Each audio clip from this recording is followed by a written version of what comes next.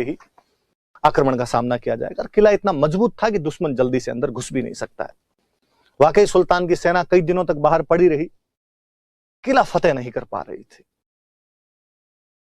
एक बार फिर से वही इतिहास दोहराया गया। इस बार फिर किसी व्यक्ति ने एक विश्वासघात किया। एक व्यक्ति जो उनके चक्कर में आ गया था, उसका नाम था बिक्का दहिया। दहिया जाति का सरदार था, बिक्का नाम था उसका। वो बिट्रायल करता है।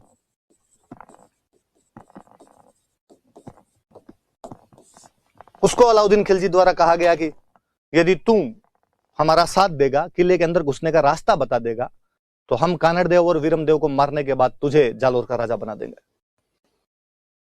और ये एडवांस टोकन मनी पकड़, जितने रुपए चाहिए उतने। धीरे बिका दैया उनकी बातचीत में आ गया। उसने कहा ठीक है बता दूं। तो कहा बता, किले में किधर से घुसा जा सकता है? उसने कहा ये तो मैं नहीं जानता एग्जैक्टली कि आप किले में किधर से क्या घुसेंगे, पर मैं किले की कमजोरी बता सकता हूं। क्या कमजोरी है? कहा किले की एक साइड की दीवार कच्ची है। यदि उस साइड से आप तोड़ सको दीवार को, तो दीवार टूट जाएगी, आप अंदर घुस जाना। बाकी पूरे किले की दीवार पक्की है, यहां से तो अंदर नहीं घुस पाओगे। अलाउद्दीन ने कहा बता वो कहां से कच्ची है? उसने कहा ये तो मुझे नहीं पता एग्जैक्टली कहां से कच्ची है, मेरा सुना हुआ है कि इस किले की दीवार कच्ची है। सुल्तान ने थप्पड़ मारूंगा मंगते, पूरी बात तो बता, वरना पैसे किस बात की दिए, पैसे रख दिया। अरे उसने कहा सुनो तो सही, एक तरीका और बताता हूं। तो दीवार कच्ची है ये मुझे पता है, कहां से कच्ची है ये नहीं पता, पर कच्ची का पता कैसे लगाते हैं ये मुझे पता है। उसने कहा यार पता तुम बता क्या है बात। राई होती है, राई, राई का बीज देखा होगा आपने, राई होती है अपने सरसों जैसे से दाने होते हैं राई के। उसने कहा राई एक ऐसा बीज है जिसे यदि कच्ची जमीन में रोपा जाए तो रात रात में फूट जाता है, अंकुरित हो जाता है, जमीन में दरारें आ जाएगी। तो इस किले के चारों तरफ राई डलवा दो, जहां से फूटेगी राई वहां कच्चा है। अलाउद्दीन ने कहा शाबाश मेरे शेर, जियो मेरे लाल, क्या सूचना दी है।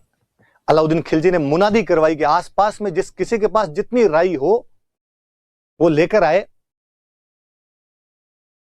मुंह मांगे दामों पर खरीदी जाएगी। लोग बोरे भर भर के राई लेकर आए। सुल्तान ने मुंह मांगे दामों पर राई खरीदी, उसके चारों तरफ राई डलवा दी। सुबह जहां से राई फूटी पता चल गया कि यहां से दीवार कच्ची। अब सुल्तान ने कहा अपना पूरा फोकस यहां किया जाए, इस साइड से तोड़ के अंदर घुसेंगे। उधर मेरे जैसा कोई एक आलसी था, वो सुबह राई का एक बोरा उठा के वहां गया सुल्तान को। सुल्तान राई लाया हूं, ले लो। सुल्तान ने कहा तोलो, 1 रुपए किलो से राई तोल लो। उसने कहा रात तो 100 रुपए किलो ले रहे थे, अब 1 रुपए किलो ही। हमारे मारवाड़ी में कहते हैं कि सुल्तान ने कहा कि राई रा भाव रात ही गया, कि राई वाले भाव तो रात ही चले गए।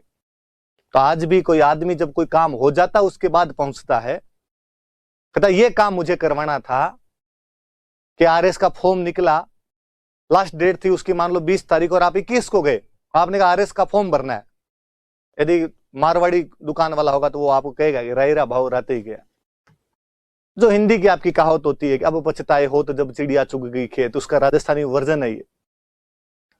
और तब से ये दोहा बना, ये कहावत बनी कि जालोर का किला राई के भाव बिक गया था। आपसे कोई इंटरव्यू में पूछे कभी कि किस किले के बारे में कहा जाता है कि वो किला राई के भाव बिक गया था, तो जालोर किले के बारे में कहा जाता है। कहानी यहां से थोड़ी सी आगे ये कि बिका दैया को खूब सारे पैसे मिले। बिका दैया उन पैसों को लेकर जब अंदर गया, आपने दारू वारू पी के सेट होके गया, गाने गाते हुए गया, अपनी पत्नी को पैसे दिए और गाना गुनगुनाया उसने, अब के बरस तुझे धरती की रानी कर देंगे। वाइफ ने पूछा कि इतने पैसे लाए कहां से, तुम एक साधारण से सैनिक, इतना धन तुम्हारे पास में कहां से आया? वो दारू पिया था। उसने कहा तू रख दे, अंदर ले जाएगी, इतना लोड क्यों लेती है, मजा कर तू, पैसे की लगा दूं डेयरी में। अरे तो पैसे हैं, रानी बनेगी तू रानी, मत तेरा राजा तू मेरी रानी है। अब तो बताओ तो सही कहां से क्या है। तो जबान बहुत चलाती है, आम खाने हैं गुठलियां गिननी है। उसने कहा फिर भी इतना धन हमारे पास कैसे आ सकता है? और बिका दहिया ने दारू के नशे में वो बात अपनी पत्नी, जिसका नाम कई जगह हीरा दे लिखा हुआ था, उसको बता दी कि मैंने ऐसे ऐसे अलाउद्दीन खिलजी को किले के अंदर आने का रास्ता बता दिया है। कल अलाउद्दीन खिलजी कानड़देव और वीरमदेव को मारकर किले पर अधिकार कर लेगा और मुझे यहां का राजा बनाएगा। वो शराब पिया हुआ था, बिस्तर पर गिरते ही सो गया। उसकी पत्नी हीरा दे ये सोचती है कि विश्वासघाती मेरा पति है, ये देशद्रोही मेरा पति है, और उसे लगता है कि ऐसे विश्वासघाती और देशद्रोही पति के होने से ज्यादा अच्छा है कि पति हो ही ना। मैं ऐसे किसी व्यक्ति के साथ रहना कभी पसंद नहीं करूंगी जो देश की सुरक्षा, एकता और अखंडता को किसी भी प्रकार का नुकसान पहुंचाता हो। वो चाकू लेकर आती है और अपने पति को मार देती है। बिक्का दहिया नामक उस विश्वासघाती का अंत उसकी पत्नी के द्वारा कर दिया गया। मुझे लगता है वो महिला, वो लड़की कितनी महान रही होगी कि अपने पति को